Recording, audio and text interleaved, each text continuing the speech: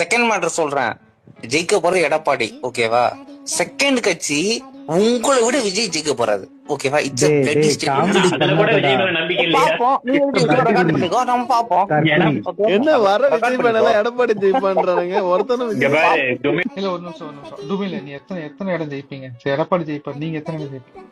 எனக்கு தெரிஞ்சு கண்டிப்பா வந்து 150 பிளஸ் வந்து எடப்பாடி தான் வாங்குவாரு.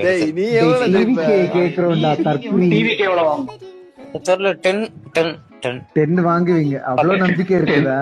10 தொகுதிக்கு ஏண்டா அப்ப 160 தொகுதி இதுன்னா மீதி 70 திமுக தான் ரெண்டாவது இடம் இருக்கும். ஆனா திமுக மூணாவது இடத்துக்கு போயிடும். எங்க டார்கெட் வந்து 7 ப்ரோ, எங்க டார்கெட் வந்து டிஎம்கே அழியணும், ஓகேவா? அதான் டார்கெட். 10 தொகுதியில ஜெயிப்பீங்கன்னு சொல்றீங்க இல்லையா? அந்த 10 தொகுதியோட வேட்பாளர்கள் யாரெல்லாம் இருப்பாங்க உங்களுக்கு தெரிஞ்ச ஆட்களை சொல்லுங்க. 1 விஜய், 2வது அவங்க எப்ப வேணா அறிவிப்பான், ஜானவரி அறிவிப்பா. அப்படி இப்ப வந்துட்டு யாருன்னு கேட்டா இல்ல உனக்கு யாருன்னு தோணுது? 10 பேர் ஜெயிப்பாங்க, நீ உனக்கு இது யாருன்னு தோணுது? ஏன் த்ரிஷா கூட? நாங்க எல்லாம் வேண்டாம்டா, நீங்களே போதுண்டா உங்களுக்கு. நீ சரக்கு அடிச்சதுதான் கீழே இறங்கிருது. நாங்க எதுவும் சொல்லலப்பா, கீழே நாங்க எதுவும் வார்த்தையை